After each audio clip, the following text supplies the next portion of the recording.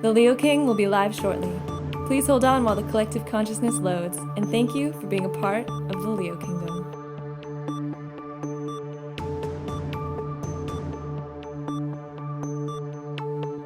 The Leo King will be live shortly. Please hold on while the collective consciousness loads, and thank you for being a part of the Leo Kingdom.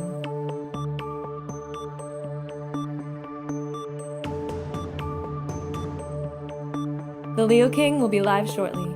Please hold on while the collective consciousness loads, and thank you for being a part of the Leo Kingdom.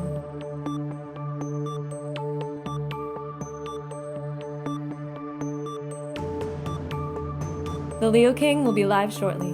Please hold on while the collective consciousness loads, and thank you for being a part of the Leo Kingdom.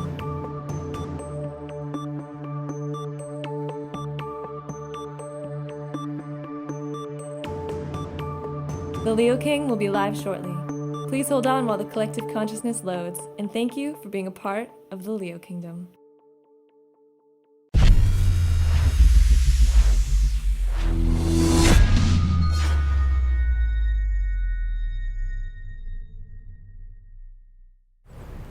Hey, what's going on, everyone? It's David Palmer, Leo King. We're here at highvibe.tv here at the studios. And if you have not checked out highvibe.tv, check it out. You can get us at highvibe.tv, of course, or our apps, which are highvibe TV. I've got a special guest today. I've got Dylan, the Spirit Advisor, and we have a lot to talk about. I want to interview him about human design, gene keys, a lot of the other different forms of divination that he uses, and we're here on the Lion's Gate, so we're going to cover that a little bit as well. How you doing today? Amazing. Feeling very lion-like, I guess. Are you? Yeah, this is my Lion's Gate hat. I came into the studio and he was like all sprawled out on the couch like a lion. I mean, I'm really feeling it. We are the lions today. I think, yeah, everybody has to find that inner lion, and yes, there's moments of and then there's moments of just I need a nap. Yeah, lions lay around a lot. Like they like to rest more than anything. If you were to take the idea of a lion, would what human design would you think a lion would be? Type, yeah. I think a lion would be manifesting generator, because they are a pack animal. They have that generator inclusivity to them. And yet they are also very independently directed as well, and proud and powerful. So they can, use that manifesting edge to just chase that gazelle. Yeah, so why don't we just go into human design? What got you into it, and why don't you tell people a little bit, if they don't know about human design, what it's all about? Right. So human design came into my life because I made a decision that was actually in alignment with my design before I even knew it. So through response, which we'll get into, I basically was just following my response of my body and my gut. And it took me on a journey through the Hawaiian Islands. And at the end of the journey, as like little cherry on top, I was approached on a beach by a random stranger who held out a piece of fruit to me. And I was like, okay, I like mangosteen. I'm going to go for it. He ended up introducing me to another guy who had like a matrix type computer setup in a straw hut, and seems like something out of Lost. It was a my life was a movie for sure at that time. And there I was on the screen. I saw my chart for the first time, and it was like this deep sense of like, that's me, but not really knowing why. There was no like logic or understanding of what I was perceiving, just this deep felt sense of like, that is me. And then he proceeded to tell me some key points. It wasn't like a full in-depth reading, but it was just enough to like spark it inside of me. And so when I came back to the States and I was just trying to like figure out what I was going to do with my life, basically, I started in my off time to just voraciously self-research through my own chart. So I basically taught myself the whole system through my own chart first, because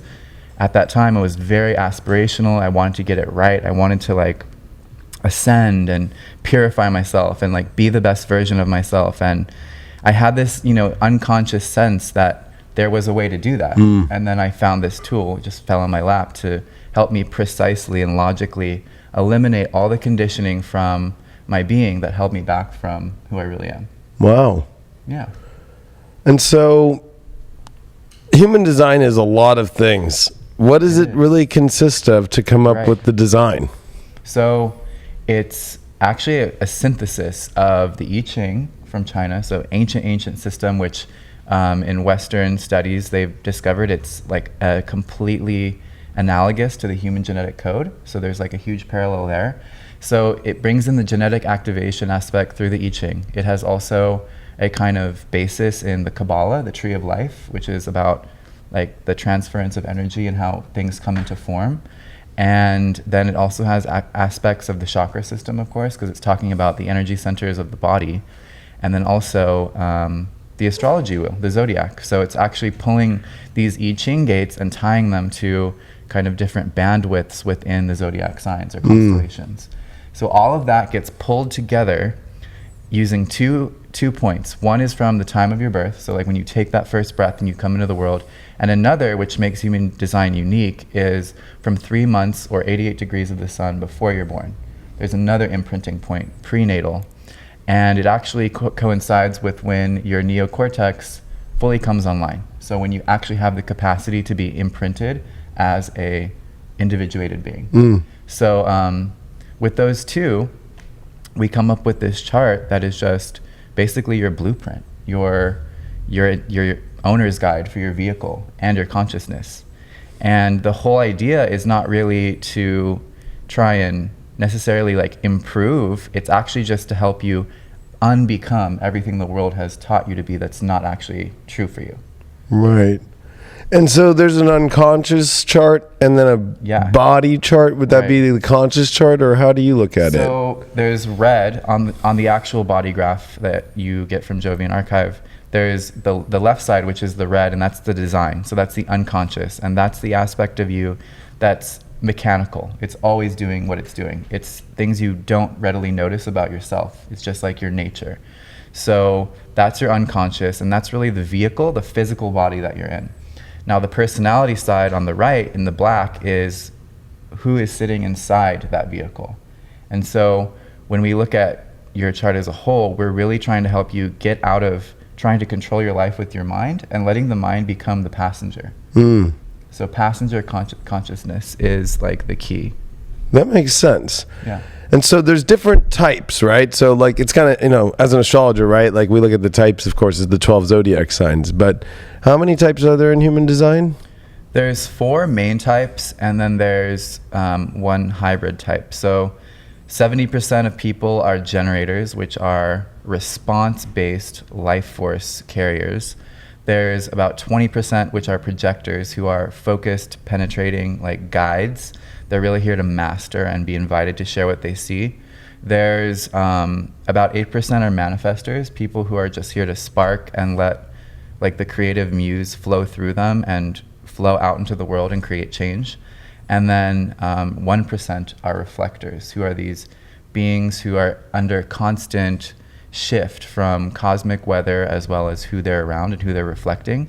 And they're really kind of like a sounding board for the collective. They give feedback on how things are progressing.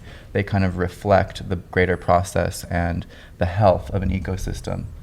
So the cool thing about design is like we're taking this generalization that we all work in the same way, and we're breaking it up into these types that show you your core mechanics, because most of us are generators. Most of us are here to wait to respond to something. We're here to wait to have life come and initiate us rather than initiate ourselves into some kind of pursuit. Like there's so much of this manifestation culture going around right now. And actually, it's not that generators don't manifest, but they do it in a more surrendered way. And that's like a huge pivot for a lot of people who are just pushing in life and finding themselves very frustrated when they realize their true strategy is just to wait to respond. It can alleviate so much suffering. Yeah. No, I can see that, especially in the spiritual community. It's just like everybody manifests everything all the time and at any moment, which I mean, true. There's a lot of truth to that, but there's also a lot of whether it's in a human design case or even an astrological case, like there's divine timing in life, and there's, I'm a Hermetic, like studier. So Hermeticism to me just shows there's a lot of factual data that has to really kind of make sense. And so I think you bring up something really interesting there, because I think people do get really upset. Like, I'm doing everything I can. I'm doing a crystal ceremony. I'm doing this. I'm doing a new moon meditation. I'm doing this. It's not manifesting. It's not manifesting. And I still haven't met my twin flame. Yeah, there's a lot of that going around. Right. You know? Well, I think that it's really one of the main things that human design offers is being able to track our conditioning and realize that even that stuff that's really, it seems like really unique and kind of cutting edge, or information that's here to help us like evolve, it's also part of conditioning. And it's not the same path for everyone. Everyone has a very unique path towards their version of enlightenment, or their version of awakening, or their version of manifestation. So I think that's the coolest part, is like you get to see what you're working with. You know, we're not in a universe where anything is possible. There are limitations. Yeah. There's a limitation of the body you're in. There's a limitation of the type of aura you have. There's a limitation in how your mind works. But when you honor that limitation, that's when you find freedom. Yeah. Because you're not fighting against everything in life to try and do something that maybe is not even worth your time. No, it's like chess. Like, there's rules to chess. There's only so many squares. There's only so many moves that each piece can do. But that doesn't mean that, you know, you're limited. It means like, wow, you have a lot of different ways to play the game. But once you know the understanding of the limitations of the game, you can become a chess master, you know, and master life. Like, even, I mean, I'd like to say that, you know, when people think about we can go out to outer space, right? Like, it's like, okay, that's great. Or we'll find life on another planet. It's like, okay, we're going to need to take oxygen with us. We're going to need to take food. We're going to need to take all these things, and we're going to have to reproduce that kind of energy, or that planet be able to serve that kind of energy. And even just to get there, you're going to need to have oxygen masks on the whole time. You're going to have, it's just like, there's something about this reality that's like, be okay with what's going on, number one, here. Like, we can't seem to think like, let's find something better or something. And I think once you start doing that, and then you get your focus off, I'm using chess as the analogy, the game, like almost looking for some other game that's similar, but maybe more interesting, or I don't like this game the way that it's played, because there comes life where, yeah, you come into check where you almost lose the game, but you always can find a way out. I don't know. Yeah. I think that we put an enormous amount of pressure and stress, and just, you know, we think that we have to like prove ourselves as beings. We think we have to struggle in order to find truth in life, or to find things that are worthwhile. We think that we have to suffer even. And that's not true anymore. I mean, that will trigger a lot of people, I'm sure, but this is a different time, and it's almost like we haven't even caught up with the true potential of what we're living yet, because conditioning is still from the 7-centered time, from when survival was an issue and we did have to compete and be at the top of the food chain at all times in order to make sure that we could keep evolving. We're not there anymore. We're 9-centered beings who are really here to be conscious. That's our main job, is to come here, be in the body you were given, and be a conscious being. Be conscious of who you are. Be conscious of your unique perspective. Be conscious of how it feels to truly have a life that fits you like a glove, rather than one that you're comparing to someone else. Yeah. Because with human design, we just release all of that need to compare and all of that ego, and just really drop into our lifetime. And that's when we can get off that surface level of the mind, where it's always trying to fix and prove itself. And then that's when we get to go into the depths of our true consciousness. So yeah, and I think it's like using the mind to understand what's there, and that's all it is. Like, instead of then seeking so much more that's already been shown to us of what's there. It's it's a necessary tool, but it's also like people are using it more than it should be. It's like they're activating more energy, or trying to, you know, it's kind of like if you see somebody, like, I don't know, with like a car, and then they try to like make it bigger, and then they try to overextend it, and then they make a monster truck out of it. And, you know, it's like that thing can't go down the road anymore, and it can only be at one place at one time. Like, people can put way too much into it at all. Yeah.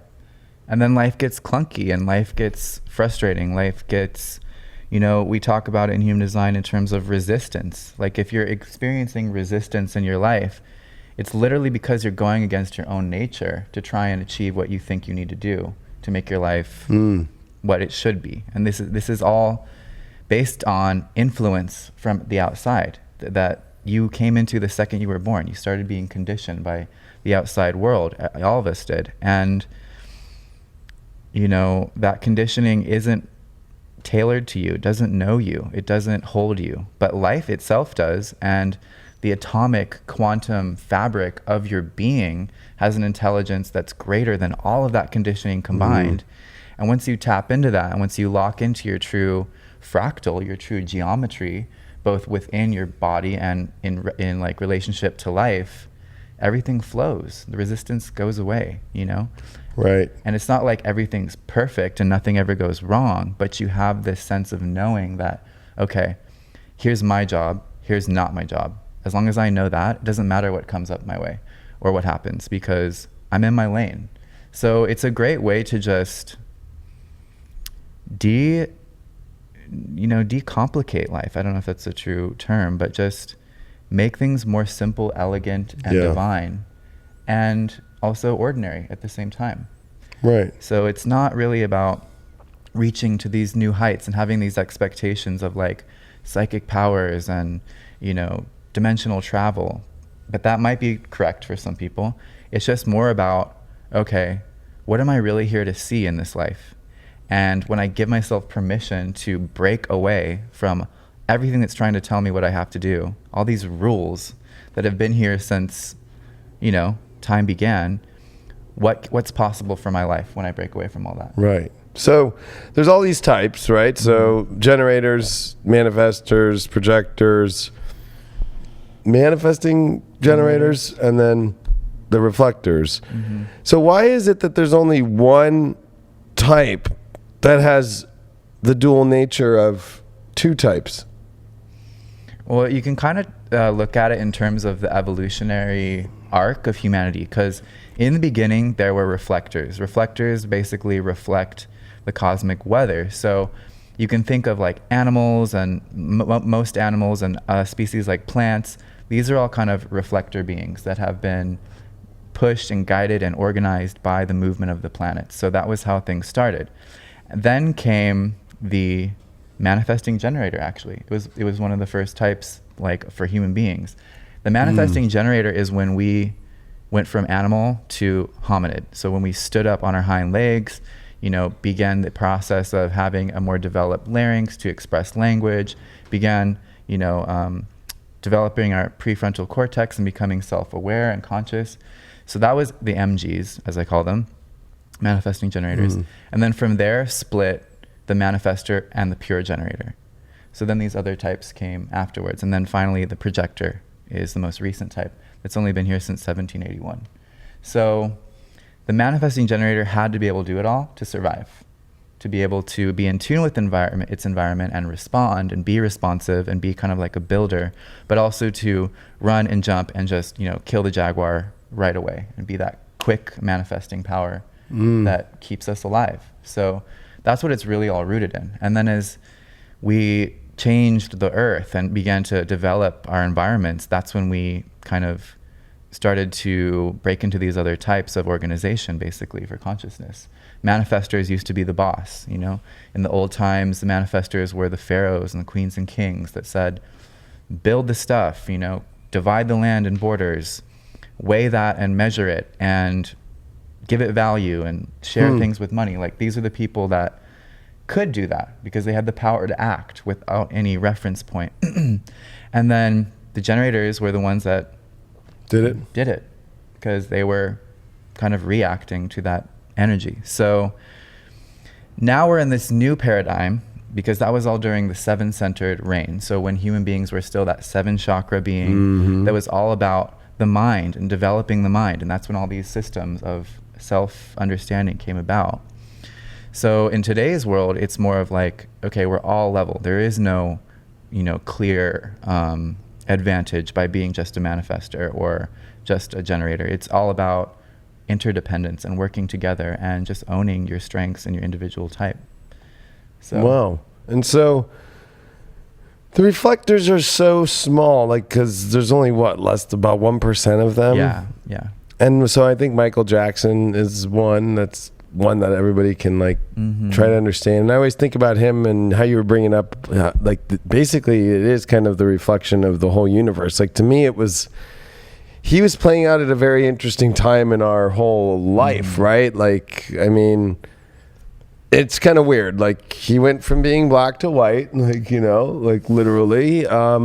We saw him with his expression of music and how it changed so much. I mean, went from Thriller to, even when he was in Jackson 5, right? To then Thriller to then singing about, bringing the world together. Mm-hmm. And then it was Children and Neverland and right. But then also then he was with Elvis's daughter, literally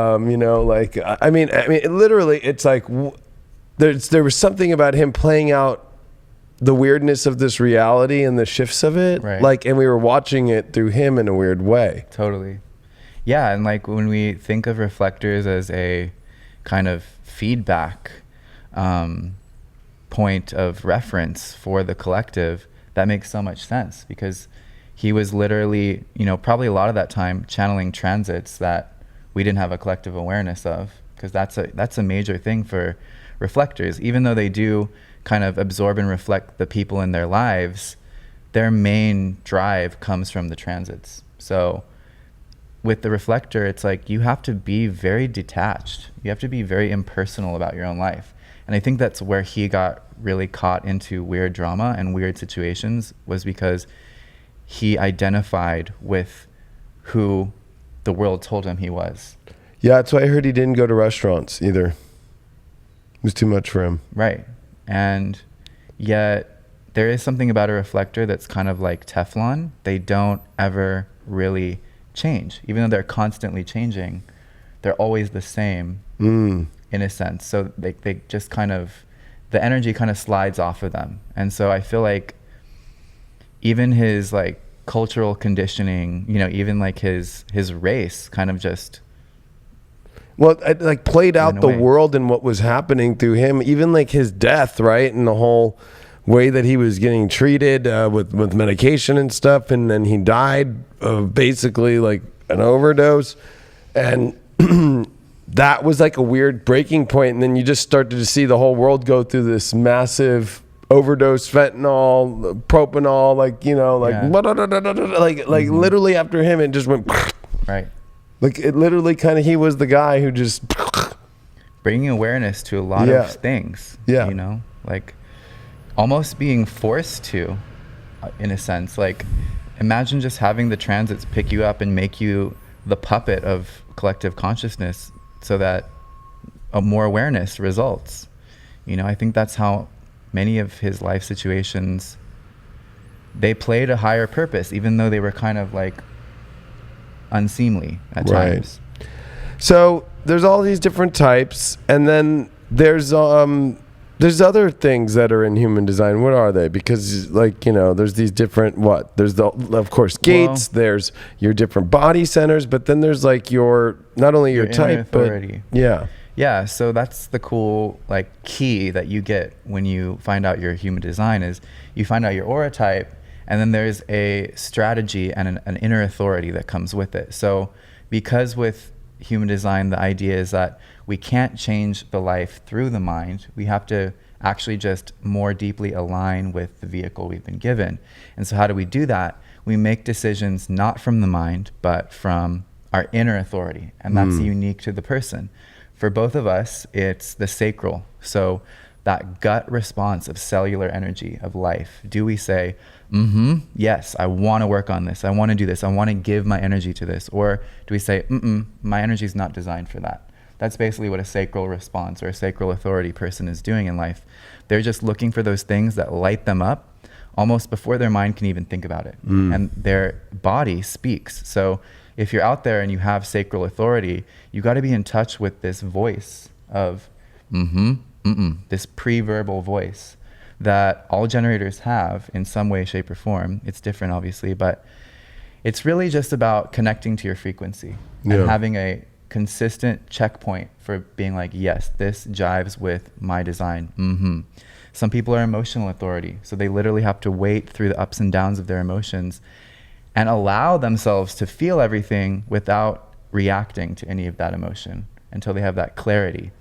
There's people who are splenic and can be completely spontaneous. Their body is so fine-tuned that it always keeps them alive. It always keeps them moving towards opportunity. And then there's self-projected, who these people have to speak from their own voice. They have to listen to their own voice to know where they're going in life. And then some people have no inner authority, that they are very process-based. So like reflectors have to wait 28 days of a moon cycle to weigh a decision out before they know it can stick. And some mental projectors have no definition within the body, so they really have to test out the frequency of an invitation through talking to other people about it and listening to their own frequency. So yeah. So there can be like a mental projector and an emotional projector. Yeah. And then a pure projector, or does that not exist? I would say we don't call it pure, but I feel like the mental projector is very pure projector. I guess they all are though, because what you're seeing with the projector is whatever their definition is in the chart, whatever activations they have, that's their focus. So if they're an emotional projector, they're going to become that expert, deep, perceptive guide of the emotional realm. They're a mental one. They're here to really have a unique mental process that they bring to projects. So yeah. And then in the other types, is there like only a reflector, or they're like, do they put like emotional reflector or mental reflector on that, or it's just all pure reflector? Yeah, it's all pure reflector. And then with generators, you can be sacral or emotional authority. Okay. Because when you have emotions defined, they trump everything else in the chart. And you can be a splenic manifester, or interestingly enough, you can be an ego manifester. Those people are very rare. They have one connection from the heart center, the willpower center, which everyone wishes they had, to the throat. And basically, they just make shit happen. Whatever they put their heart into. So that channel's complete. And that's also where we create money and share value. So these people are very, financially savvy. Or not, because that's a huge thing about human design too. Every quality we have in our chart has a subtext of or not. So generator, vital, hard worker, or not. Manifester, super empowered being, or not.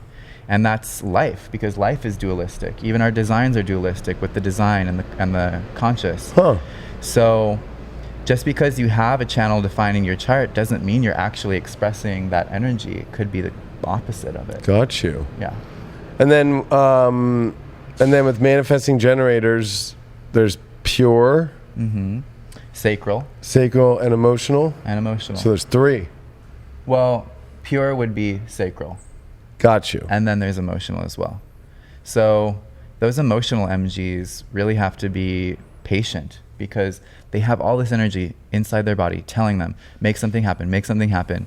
But they have to wait for clarity before they can actually get started and go for it. So these are beings who have to get really good at holding that, that arrow back till you're gonna get that perfect shot, because there's so much momentum behind the actions of an MG. Once they get going, it's hard for them to stop. Right. And if you're going towards the wrong thing, you might just keep, kind of get stuck in doing this repetition of something that's really miserable. So yeah, I know. I'm a sacral or pure MG, and done a daily horoscope video for almost 8 years now.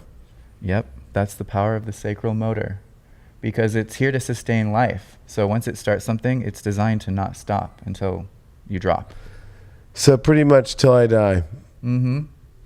I'll be like, hey, welcome. But the thing is, when a generator is doing what it loves and it knows by the way that it feels, when it's truly satisfied in what it's doing, at the end of the day, you have that satisfaction, or the end of your energy cycle, because some generators don't just have 1 day cycles. They maybe have 3 day cycles.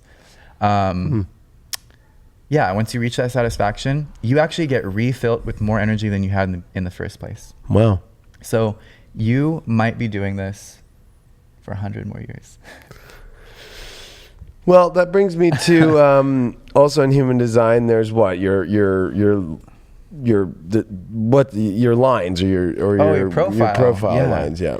So the profile is super cool because that's exactly what it is. It's a profile. It's kind of like this thing that describes your role in the world and how other people are going to interface with you. So for instance, and there's 6 profiles. There's 6 lines that are potentials, and each profile has both a conscious and unconscious side. So I'm a 4-6, conscious 4, unconscious 6. You're a 5-1, and the profiles are really cool because they give you a really good sense of how to do you and how that will look when you're really in alignment. So a 5-1, you're a heretic on the conscious side, 5th line, investigator. You're somebody that's rooted in the unconscious of being very practical, and you have to get all the details. You're motivated by a sense of like, we got to get this right. You know, there's like this gravity and this like need to know, so that, you know, it's the first line. It needs to have a strong foundation to, you know, build the house, so to speak. And then the 5th line is that person that has the higher vision for the collective and can actually take that higher vision and that kind of mastery and that unique challenge to what's not working and ground it through the first line practicality. So you can totally see that in your work because you have this like, you know, huge resource of like precision and dates and times and calculations and cycles. And then you make it very universal. You make it very palatable and relatable for many people. And that's the 5th line. They also say it's kind of a seducing energy, the 5th line. Right. And the 5th line is here to seduce because it's here to pull attention away from the set way of doing things. And it's here to try and seduce everyone to a new, better way. And the seduction doesn't take place, honestly, until the other person is ready to be seduced, until they really know that there might be something better out there and they're kind of listening or looking for it. That's when the projection of the seduction happens, and people are like, oh, he might be the one with the answers. I'm going to listen to him. Yeah, and it was the man who founded Human Design, or that's a crazy story, the whole thing. Wasn't he was a 5-1, right? He was a 5-1. Because these are, like I've been saying, they're practical but universal people. So they're really here to bring in something new and kind of completely change the way things have been. So what's the second line then? The second line is called the Hermit. It's basically somebody who, because the first line already took care of all the details, is just here to be in flow with their own gifts and talents. So if it doesn't resonate with them, if it's not natural for them, they don't need to worry about it. They're here to really just hone in on their natural focus. And it may be something they don't even realize. That's how natural it is. That's how innate the second line is. It's just working with this ideal. So, maybe it's painting, maybe it's like how you water your garden, maybe it's how you understand the tides, or like, it could be anything. The second line just has this natural affinity for something. Third line is trial and error. These are the people that get to get their hands dirty and bump into stuff and experiment. They're really, the game changers and the trailblazers.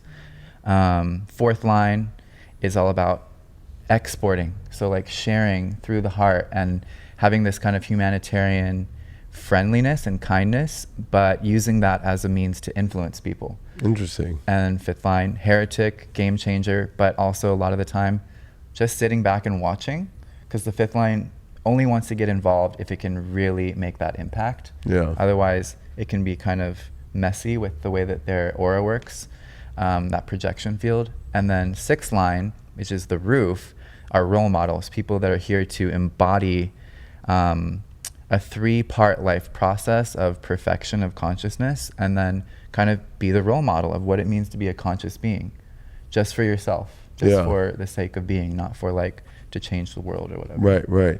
Yeah. And it's a lot with human design. There's so much, because it's like, wow, you have these different types, then you have these different profiles, then you have, like you had said earlier, there's actually a lot. Like, there's your environment. Mm-hmm. There's so many. Whenever I look at my chart now, I'm like, gee, many Christmas. And then, of course, all the parts of your body, and then all the different channels. Right.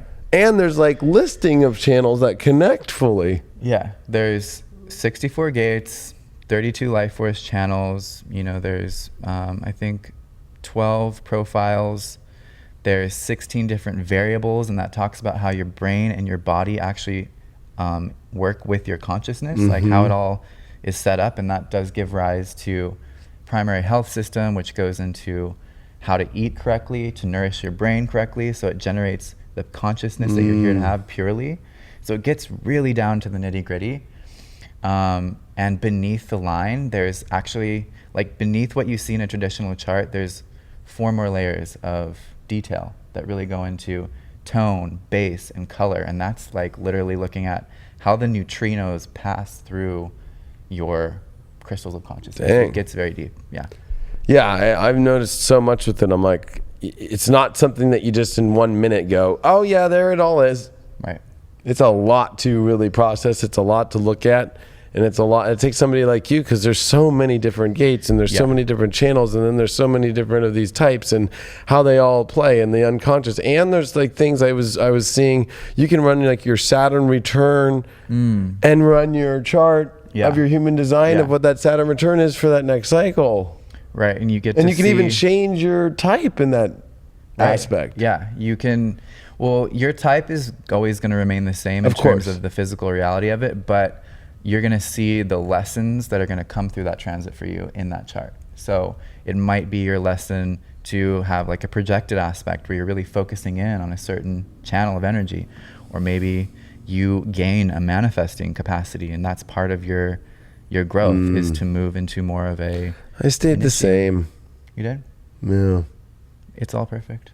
I was like, oh. You want what? You want to become a. I don't know. I don't know. Actually, I think I like being a pure MG, but yeah, I was like, okay. Yeah.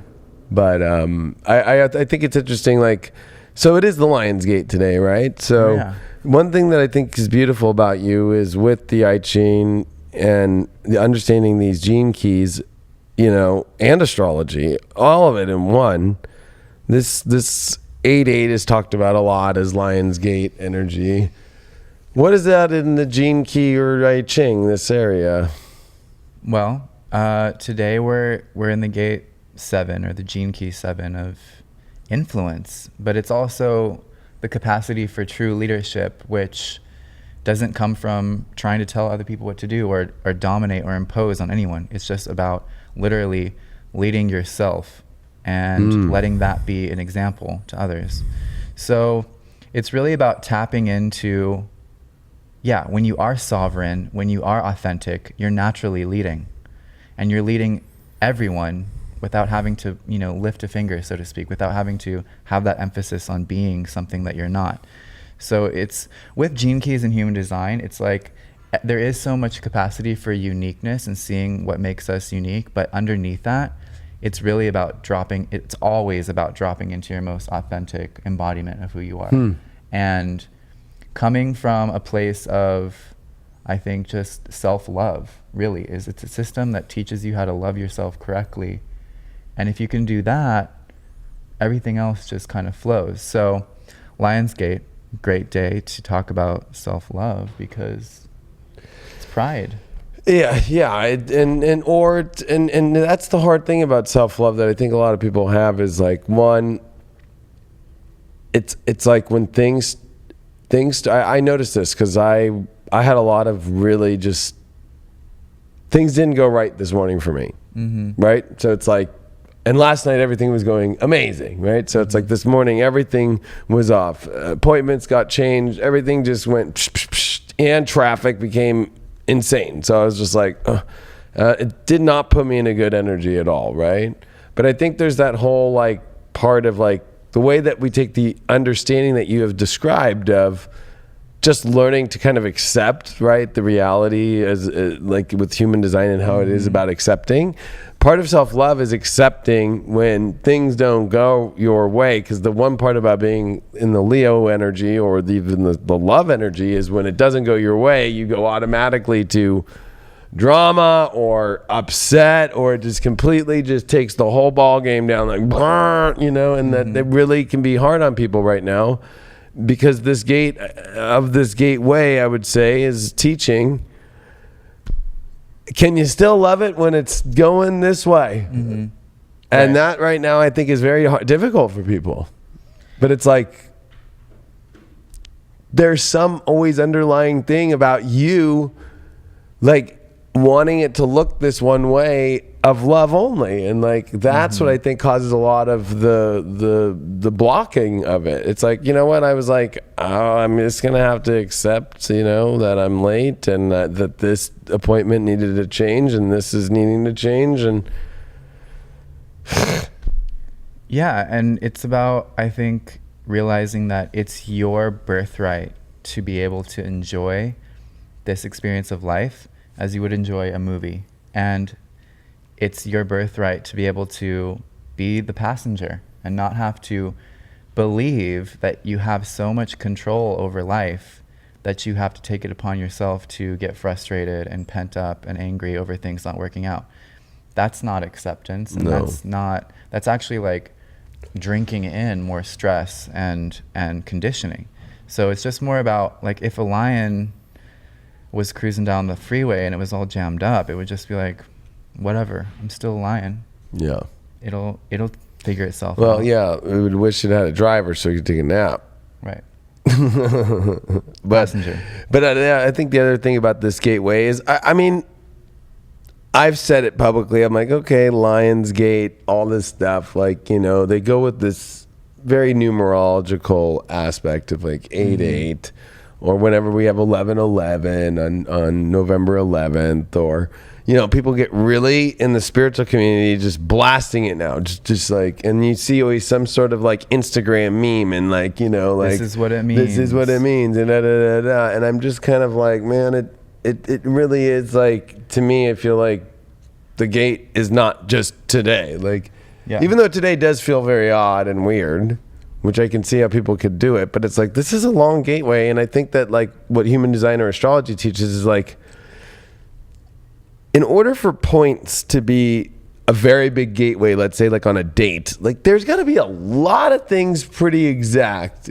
Wouldn't you agree, or would Totally. you not? Like, Totally. I think like the numerological system of our calendars is so removed from anything real yeah, that it is kind of like pin the tail on the donkey. Like, oh, we're just gonna like 8/8, awesome. I know. They look like infinity signs, and all the things that happen on a full moon are gonna happen today. That's what I'm reading in all these memes. Yeah. It's like the same stuff of like, open up, let go, get better. And it's Yeah. like, well, you can do that every day, actually. yeah. You can do that every second if you know who you are. It's true. And to me, the gateway of whether we call it a lion's gate or not, is like a new moon cycle might be, right? Or a lot of unique events happening at exact timing. So like right now there's Venus trine Jupiter, which is great, but then Venus is quincunxing over to Saturn, and then, but it's not exact till tomorrow with that. And then the Sun and Venus are not exactly conjunct today. So there's, sure, you're in a gate, but you're not fully closed. Like and it's not exact. And I think that that's where people get lost in the time thing, because if you understand your birthday, like people like, you know, come to me and I'll be like, oh, I'll look at your solar return, right? And you do that also in human design. And it'll be like, actually your birthday this year is like a day forward, or it might be 12 hours forward from your birth time, or it might be 23 hours behind your birth time. That's how off we are in the calendar, and Right. actually the actual positions of time and the universe of what we find time through. So 8/8 today is going to be different than 8/8 last year when they said Lionsgate, Right. and putting out the same freaking info, because a lot of people I've been noticing have been putting out, and I see on the bottom 2018 Lionsgate crap. Oh, And New that Age. really brings this whole community to a, I hate to bring it up, as a, like, there's a lot of false prophets out there. Yeah. Well, people are looking for something to get excited over because maybe they don't think every day is special enough, because they're moving too quickly and they haven't slowed down to see the beauty that's present in every moment. And we're always looking to become better. We're always looking to find a way to upgrade ourselves. And I think that's part of the spiritual community that I don't love, is that it's so about a subtext that isn't discussed, that is, we're not good enough as we are.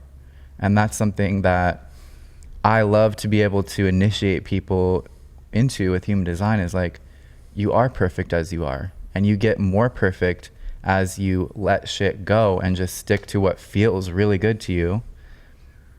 All that other stuff is just, memes and expectations and other people's projections of their lack of self-worth.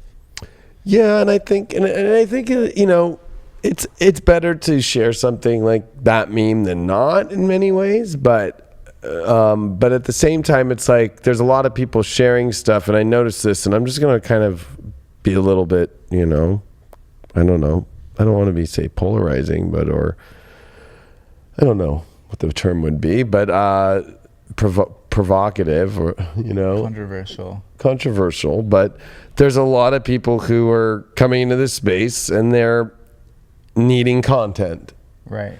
So they're sharing from other content sources, and if you actually go back and follow like this Lionsgate one that I've seen the most, I go back and it's just from this Instagram that's like a spiritual Instagram meme page, and nobody knows who wrote it. And it's very always just like, and then you know what I started to do the other day, because everybody kept asking me about it. I was like looking at the like 1111 gate ones, and like you start to see these similar like basic like templates, lines of just what that is. And I think I think it's just sad, actually, to be honest with you, because it's almost like people are so against in this community about these old, and it goes to show you how, whether you want to call that certain religious doctrines that are out there, right, and how they get changed over time, and then people live their whole life by these things, right? Look at how people are starting to live their life in the spiritual community about talking about the Lionsgate like it's everything, where maybe they're not realizing that the information about it was just redone from last year, and actually the positions of the planets themselves and even the position of the sun at what we would call a gate is not in the same exact spot every year all the time. Well, I think this is my one talking. The details. Yeah. I think like this week of August in general in the year is just kind of a high point, I think, in summer and with the Leo energy, and I think there's something to that. 100%. I just think this whole like making up holidays thing is making up holidays. That's exactly what it is. It's part of how people bond and connect. I can see that much. Like they want to have things to celebrate. They want to have things to share over that are special to them and separate and sacred. And more power to you if you're doing that. That's just part of, I guess, claiming something that feels good to you. But also, check your facts. Yeah, and so I think human design helps with that, because I mean it's amazing, especially when it's in your individual life, of checking your solar return, your Saturn return, and knowing these things in your human design. Once you know your human design, once you know your stuff, oh my gosh, you're gonna get clarity, and you're gonna see the bullshit that much clearer, and you're also gonna see what's really there for you and have the extra confidence to go for it, because a lot of us have been conditioned to look for certainty in life. Certainty, security, safety. And that's what really drives a lot of people's decision making. It's just that search for security. But with human design, you get to pursue your consciousness and realize that doing so doesn't mean you're not secure and not safe, because life is here to take care of you just as much as you think you need to take care of yourself. So it is an experiment. And even though it is a really complex system, what I love about it is you can walk away from a reading or just looking up your chart with those keys of strategy and authority. And even if you don't remember anything about the complexity of it, you still have this working method of living life that's at least a little bit more, if not a lot more, in alignment with who you are. What about relationships and the different types? Oh yeah. I mean, looking at two charts, you get to see why you annoy each other, why you are so attracted to each other. You know, you get to see so much. But I think that in my personal, I guess, school of thought with human design, which is very conservative and very purist of the roots, the details, I think that it's best for types to be with the same type. Obviously, we're all unique beings, and there's elements of uniqueness to us, but just because of how different energy levels can be and how different that inner world can be, even though the outer world may look very similar, I think it's best and I've seen the most thriving relationships be ones where it's the same type. So an MG and an MG, a manifestor and a manifestor, a projector and a projector. Like, only a projector is going to get another projector truly. Right. Or even come close to it. So yeah, I don't think MGs and projectors work out that great. I think they have a lot to teach each other. I think that projectors give an amazing amount of awareness to MGs that they really need to fully make the best use of all that energy we have. But I think that also it's not something where you want to be sharing the same space with the projector, like in an MG. I feel like that aura of the MG can be overwhelming to the projector, and they kind of lose touch with their clarity and where their head needs to be at to be their best self if they're always washed in that generator energy. Mm-hmm. And then they can become dependent or parasitic, or they can become burnt out by trying to keep up. So yeah, there's a lot.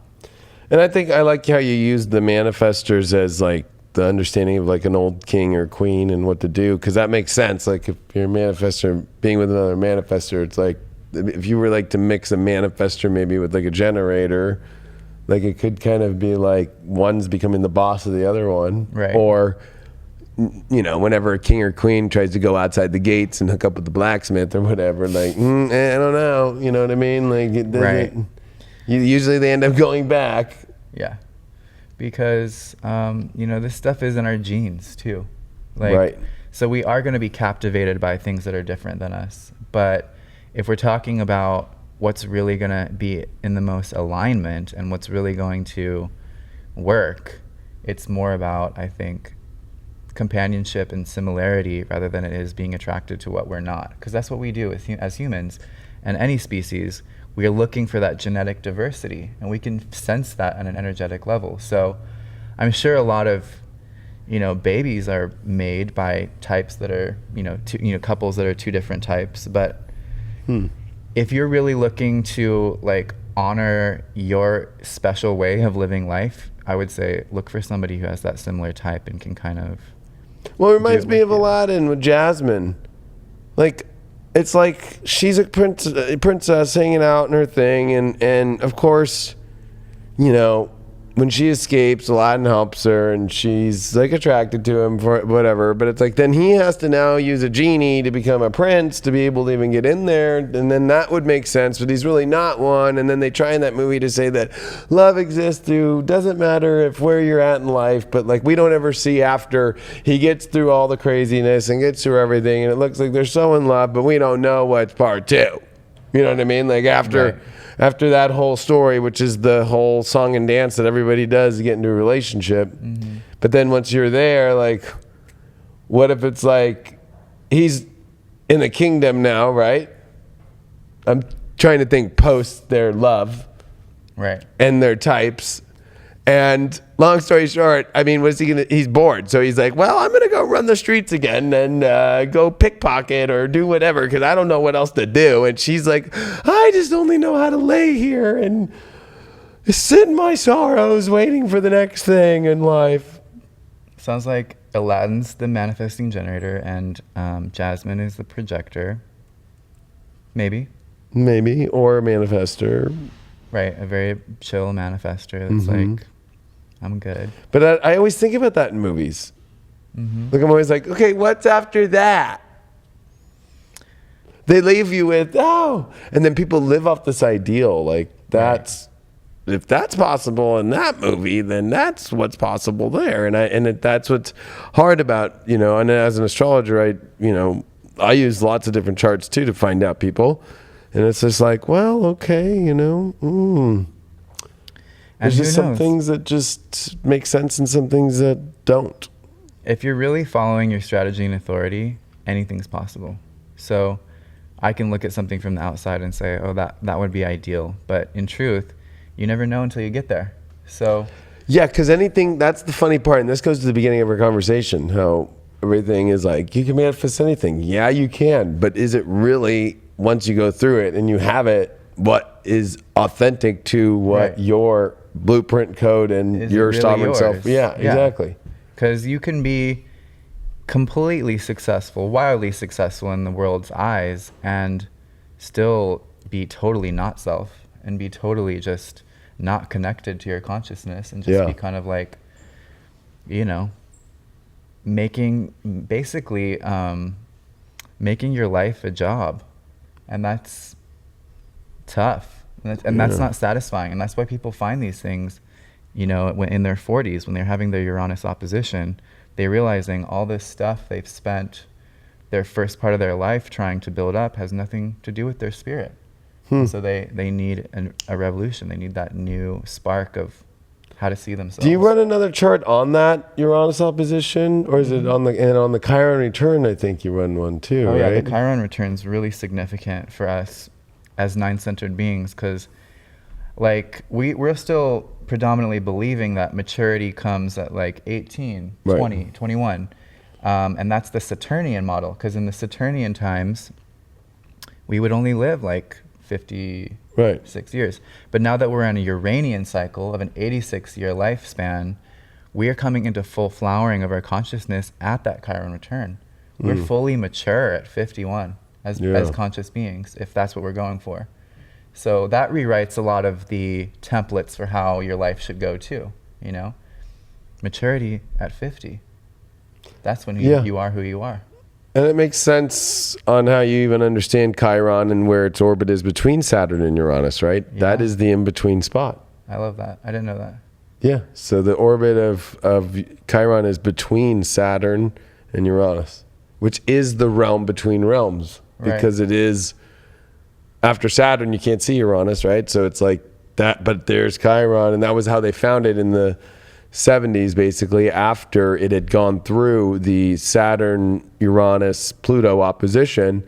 Once Saturn had gone out of that opposition and it was moving, and then of course there was Chiron leaving Aries and moved into Taurus, they were able to see its break from Saturn because they were looking at Saturn. Oh wait, what's that right there? That was how they found it. 1781. No, Chiron was I'm talking about Chiron, which was 1977. Oh. But you're right, yeah, on Uranus. But what's interesting is now Chiron is heading towards Uranus now over this next 2 decades. Where in the 60s we had Chiron oppose Uranus. So what Chiron does is it goes through like right where Saturn's orbit is. And and so if you look at your chart and you're born in the 80s to 90s, like you're going to notice you have Chiron Saturn opposition, okay? Like, I mean, Chiron Uranus opposition. Chiron Uranus opposition. Both, yeah. So for some people it's both. Some people it's just, that's pretty clear. But right now we're about to bring in a new generation of Chiron Uranian conjunction points. And that to me is going to be wow, because that's taking that 84-year cycle you're talking about and that 51-year cycle and bringing them together. So maybe we're quantum leaping now to a different way of what the understanding of consciousness and how the development of it is. Just how I like how you brought up the old Saturnian model. It's like we're going to have, well, if Chiron and Uranus are together, what is that going to mean forward? I mean, it reminds me of these new beings that are actually going to come through after 2027. Maybe a new human design type. Oh yeah, I mean, human design is kind of laying the framework to even begin to understand these new beings. So even though we're kind of living as like, even though we're kind of living as these beings already in a sense, because we're using this 9-centered model. The real wave of change that we're going to see in consciousness comes after 2027. Yeah. And it's brought to this planet by these new beings. They're going to carry a new frequency that's going to change things just by them being here. So I think it's going to be super interesting. And I love always talking to you about this stuff, and especially with human design. Your readings are so clear. They're so amazing. You bring so many other gifts with it, with about what's going on in the world. And I just have loved being your friend and having you on here. And if you all don't know, you can go to thespiritadvisor.com, right, to find you. Yeah. And get a reading from him. He's awesome. He knows his stuff. It's amazing. And he's really changed the environment of High Vibe so much. And I just want to thank you for that. Aw, I've loved being here. Thanks for having me. Well, I think I only like you because you're another MG, but just kidding. Another MG nerd that Yeah, just exactly. talks about the thing all the time. And let's go. Busy. Like it was literally like, yeah, we want to do a video. Okay, let's go do it. What day? Okay, let's do it. Just boom. Here we are. And that's the weird, funny thing about, understanding these types. Like I'll do that to people like, hey, you want to come on the show right now? Or you want to come do this? And it's just like, I get like, well, maybe. And let me get back to you. And Right. And that's the beauty of it too. Because you can say like, oh, that person's a projector. They're not going to be able to move as quickly. Yeah. They shouldn't be expected to move that quickly. Yeah. Because their strength lies elsewhere. So. Dun, dun, dun. Well, thanks for joining us today, and thanks for being on with me again. And you can catch Dylan. He's got an awesome school where he teaches a lot of different aspects of just how to really be in touch with your being on the High Vibe TV school. And then, of course, you can always catch him. He's on After Dark a lot, and we'll be doing a lot more stuff as well. And check him out. You have an awesome website. You do events. You do workshops. You do so much. Coaching. Yeah. Check him out. I'm available, guys. So when you're ready. Right on. All right. Well, thanks so much for joining us for another awesome edition of being here on highvibe.tv. Check this out. This video is, of course, always on highvibe.tv. And check out the apps as well. And thanks so much for joining us. And I'll see you soon. Bye, guys.